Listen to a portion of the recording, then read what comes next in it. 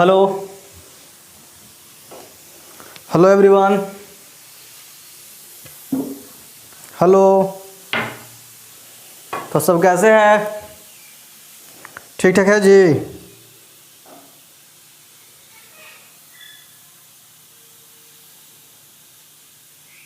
सब ठीक ठाक है, मस्ती में है सब। तो सबसे पहले सब लिंक को शेयर कर देगा। आज ये क्लास क्या है पता है ना? आज ये क्लास हम लोग स्पेक्ट्रल लाइन फाइंड करेंगे, डी ब्रोगली वेव पढ़ेंगे, डी ब्रोगली इक्वेशन पढ़ेंगे, नंबर ऑफ वेव पढ़ेंगे और कुछ कैलकुलेशन करेंगे। तो आप लोग पिछला क्लास सब पढ़ चुका है। आज ये क्लास बहुत ही इंपॉर्टेंट होने वाला है भाई। तो आप लोग से अनुरोध है, पिछला क्लास सब पढ़ लेगा, प्लेलिस्ट खोलेगा, सर्च करेगा नवीन फिजिक्स सेंटर, प्लेलिस्ट खोलेगा और जितना एटॉमिक का वीडियो है सब पढ़ लेगा, ठीक ना, ताकि आपसे सभी क्वेश्चन क्या आसानी पूर्वक बन जाए भाई। तो आप लोग को आज पढ़ना है स्पेक्ट्रल लाइन, ठीक ना। तो स्पेक्ट्रल लाइन के बारे में पढ़ना है। तो आप लोग सब पहले पढ़ लिया जी। पिछला क्लास क्या हुआ था पता है? पिछला क्लास हम लोग हाइड्रोजन स्पेक्ट्रम के बारे में पढ़े थे। क्या समझ में आया था? उससे एक क्वेश्चन कन्फर्म है भाई। हाइड्रोजन स्पेक्ट्रम से एक क्वेश्चन जेईई मेन में कन्फर्म है। आंख मूंद के उसको सही से पढ़ लो और एक क्वेश्चन जेईई मेन में क्या कर लो, पैकेट में रख लो। तो आज हम लोग पढ़ेंगे स्पेक्ट्रल लाइन फाइंड करना है भाई। तो स्पेक्ट्रल लाइन फाइंड करने से पहले, एटॉमिक स्ट्रक्चर पढ़ने से पहले थोड़ा सा आप लोग को हम ज्ञान देते हैं बायोलॉजी का, थोड़ा सा बायोलॉजी के बारे में बताते हैं। तुम लोग भाई गठिया का नाम सुना है? गठिया कैसे होता है? एक गठिया, गठिया का नाम सुना है भाई? गठिया का, गठिया का नाम सुना है? एक गठिया कहाँ कब होता है भाई? ये बुढ़ापा में होता है। गठिया कब होता है? तो गठिया कब होता है? बुढ़ापा में होता है भाई। तो सब इसको पहले समझो, ठीक ना। थोड़ा सा माइंड को थोड़ा सा एक जगह करने के लिए हम थोड़ा सा आप लोगों को थोड़ा अलग बात बता रहे हैं ताकि आपको समझ में आए, ठीक है, समझेगा। अच्छा एक बात होता भाई, सुनेगा ध्यान से। स्टार्ट करने से पहले थोड़ा सा हम लोग बायोलॉजी को थोड़ा सा जानना चाहिए, ठीक ना। तो समझेगा ध्यान से। अच्छा एक बात बताओ, कोई अगर क्या है उसको क्या कहते हैं जी? दरवाजा। कोई अगर दरवाजे में भाई ग्रीस उरीस क्या हो जाता है, कम जाता है। कोई अगर दरवाजा में ग्रीस उरीस कम जाता है तो क्या करने लगता है? वो क्या करने लगता है कि हमारी दरवाजा क्या करने लगता है? चर चर करने लगता है। उसी तरह जब आदमी का बुढ़ापा आता है तो उसका है, उसमें है ना भाई, उसका हड्डी कमजोर होता है। तो हड्डी कमजोर कैसे होता है पता है? हड्डी कमजोर, यूरिक एसिड क्या होता है? बढ़ जाता है। और साइनोमिकल एसिड क्या होता है? साइनोमिकल द्रव है जो घट जाता है, जिसके कारण बुढ़ापे में गठिया पकड़ लेता है। तो हम लोग बोलते हैं देहाती भाषा में, बाबू तोरा गठिया हो गया, समझा? तो कैसे? यूरिक एसिड क्या होता है भाई? यूरिक एसिड बुढ़ापा में क्या होता है? इंक्रीज कर देता है। और साइनोमियल लिक्विड डिक्रीज कर जाता है,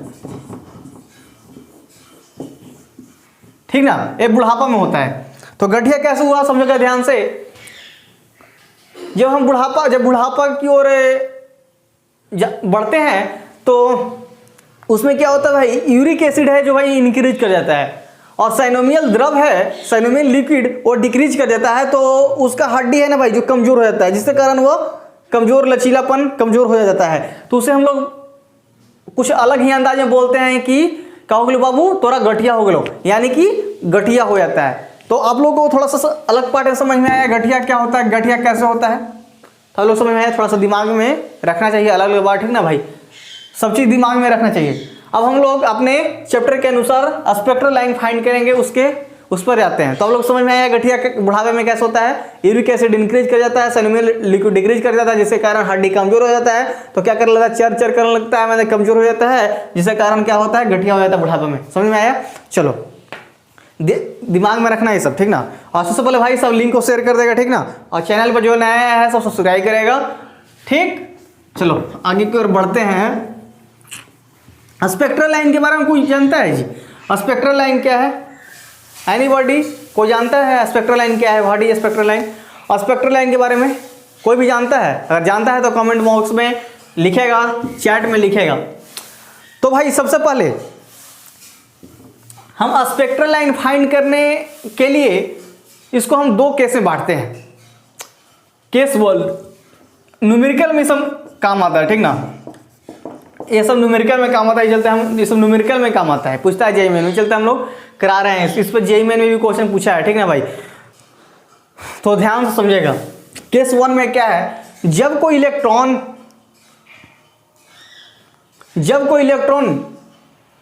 क्या होता है, फॉल होता है, यानी कि गिरता है फर्स्ट ऑर्बिट पे।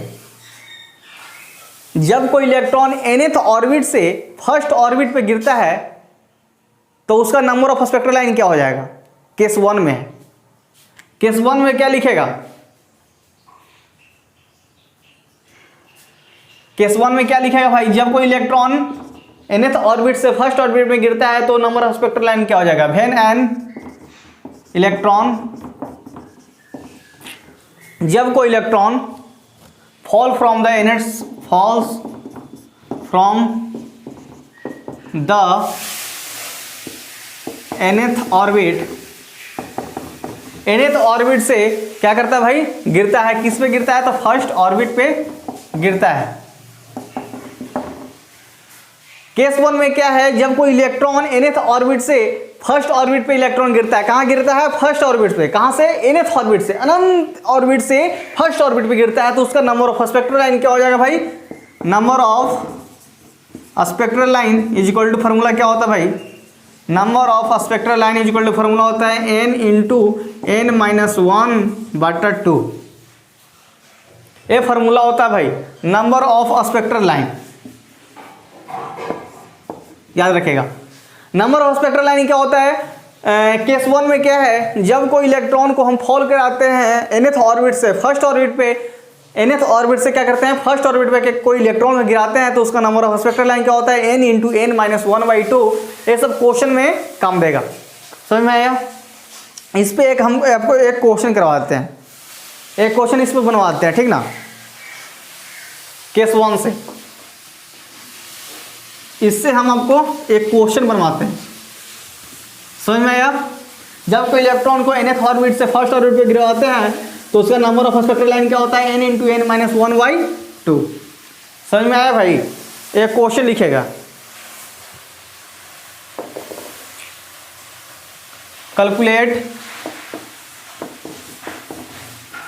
Number of spectral lines, calculate number of spectral lines when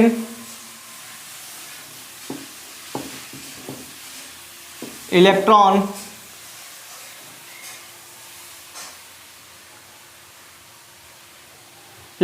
falls from sixth orbit to first orbit।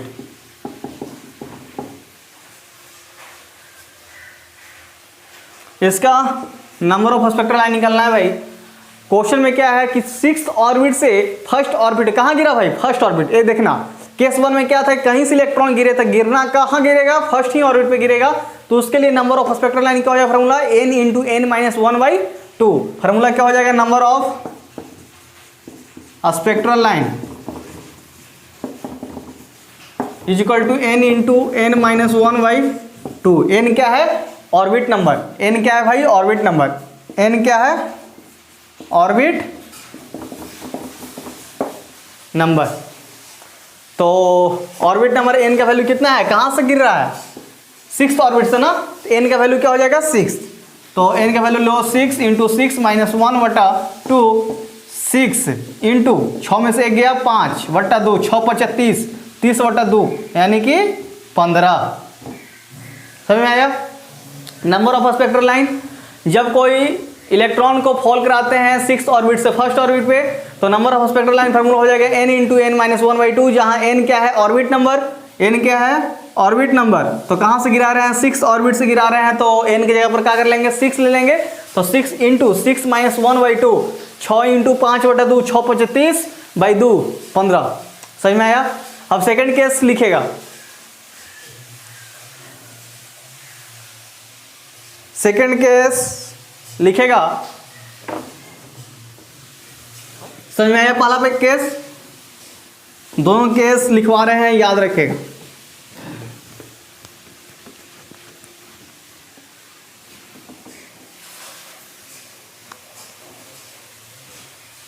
Case 2,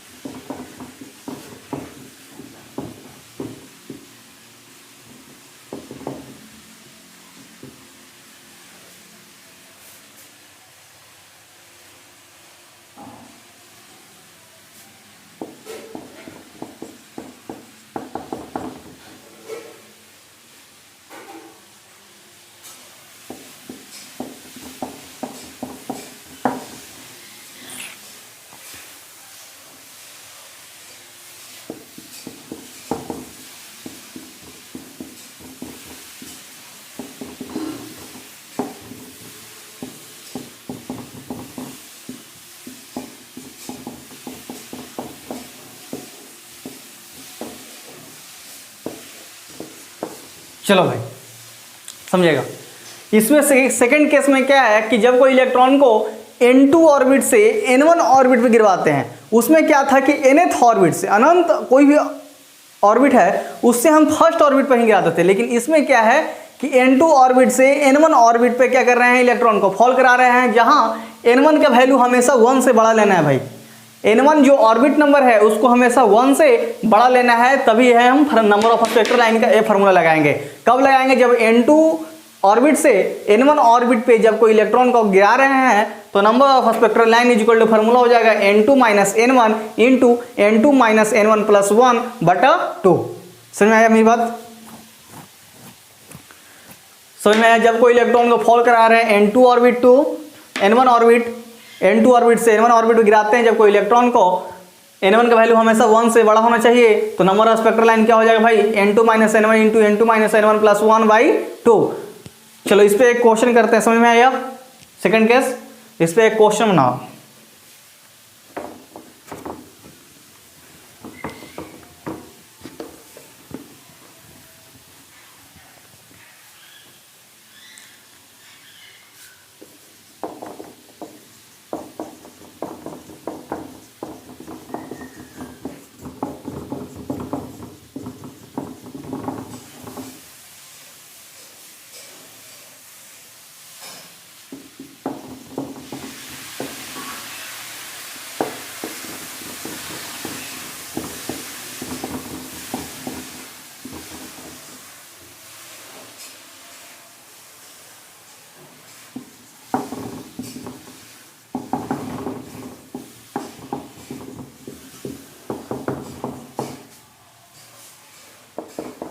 चलो इसमें स्पेक्ट्रल लाइन फाइंड करना है, जब कब फाइंड करना है? जब 8 ऑर्बिट से, देखो 8वें ऑर्बिट से सेकंड ऑर्बिट पे इलेक्ट्रॉन को क्या कर रहे हैं, गिरा रहे हैं।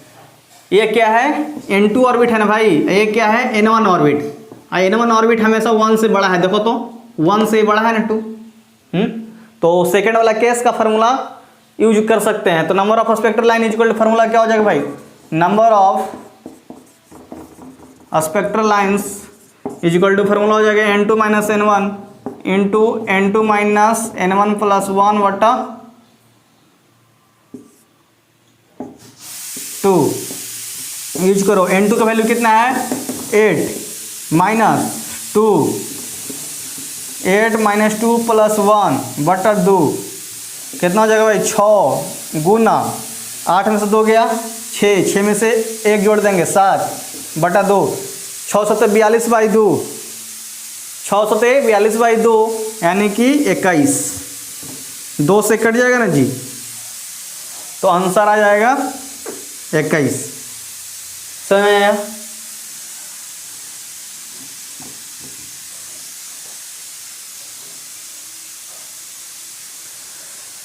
मेरी बात समझ में आया? देखो कर रहा है कि कैलकुलेट कीजिए नंबर ऑफ स्पेक्ट्रल लाइन जब कोई इलेक्ट्रॉन हॉल हो रहा है 8 ऑर्बिट से सेकंड ऑर्बिट में। तो तो सेकंड ऑर्बिट जो n1 का वैल्यू है क्या भाई 1 से बड़ा है ना, उसमें क्या था कि जब कोई इलेक्ट्रॉन को हम गिराते हैं nth ऑर्बिट से गिराते हैं, कहाँ गिरेगा भाई, हमेशा n1 ही ऑर्बिट पे गिरेगा, nth ऑर्बिट से गिराएंगे n1 ऑर्बिट पे ही गिरेगा। तो number of spectral line equal formula लगाएंगे n इंटू n माइनस 1/2। और जबकि सेकंड केस में है कि n2 ऑर्बिट से n1 ऑर्बिट में गिराएंगे, n1 का वैल्यू हमेशा 1 से बड़ा रहेगा, तो हम ए फार्मूला के यूज करेंगे, number of spectral line equal formula हो जाएगा n2 minus n1 into n2 minus n1 plus 1/2। और n2 का वैल्यू 8, n1 का वैल्यू 2, n 8 और 2 फार्मूला पर रखो, आंसर आ जाएगा 21। तो इससे क्या है, जेईई मेन में नंबर ऑफ स्पेक्ट्रल लाइन से सीबीएसई में नीट में पूछता है कभी कदार, ठीक ना। तो इसको याद रखेगा फार्मूला, ठीक, दोनों फार्मूला याद रखेगा। अब हम लोग नेक्स्ट की ओर बढ़ते हैं, डी ब्रॉगली इक्वेशन फाइंड करते हैं भाई। डी ब्रॉगली इक्वेशन क्या है उसके बारे में हम लोग फाइंड करते हैं। अच्छा सुनो ना, डी ब्रॉगली इक्वेशन अगले क्लास में कर देंगे, आज का वीडियो यहीं तक करते हैं क्या। अगले वीडियो में हम लोग डी ब्रॉगली इक्वेशन फाइंड करेंगे। चलते ये सब जितना हम अभी तक लेक्चर पढ़ाए हैं सबको पढ़ लेगा अच्छा से, ठीक ठीक ना, A to Z याद करके आएगा ताकि हमें पढ़ाने में आगे अच्छा लगे। तो हम लोग मिलते हैं नेक्स्ट वीडियो में, तब तक जितना क्लास हम पढ़ाए हैं सब याद करके आएगा। और ज़्यादा से लड़कन तो मेरा वीडियो फैलाओ, ठीक ना, और लाइक जरूर ठोको, और ज़्यादा से ज़्यादा लड़कन को कहो और बताओ मेरे चैनल के बारे में, ताकि हमसे फ़ायदा मिल सके और हम बहुत हाई लेवल तक पढ़ाएंगे भाई। आप लोग सिर्फ सही से पढ़ते जाइए, कोई नहीं पढ़ाएगा, ये सब सिर्फ क्वेश्चन आंसर लिखवाने पर ध्यान देना है। क्वेश्चन आंसर लिखने से कुछ भी नहीं होगा भाई, बात रहा आप साफ, क्वेश्चन आंसर लिखने से कुछ भी नहीं होने वाला है। चलते भाई पूरा न्यूमेरिकल बनाने पर फोकस करो, हम न्यूमेरिकल खूब करवाएंगे, आप लोग सिर्फ पढ़ते जाइए, पूरा मजा आने वाला है, बस आप लोग पढ़ते जाइए, ठीक। और चैनल पे आया है तो सब्सक्राइब करो और बेल आइकन को, घंटी को बजा दो ताकि मेरा नोटिफिकेशन आपके पास जाता रहे। और हम लोग मिलते हैं नेक्स्ट वीडियो में, आप लोग फिजिक्स का आनंद उठाते रहो और सब लड़कन को जगाओ और सब याद करके आना, ठीक। मिलते हैं नेक्स्ट वीडियो में, ठीक ना, सब याद करके आएगा।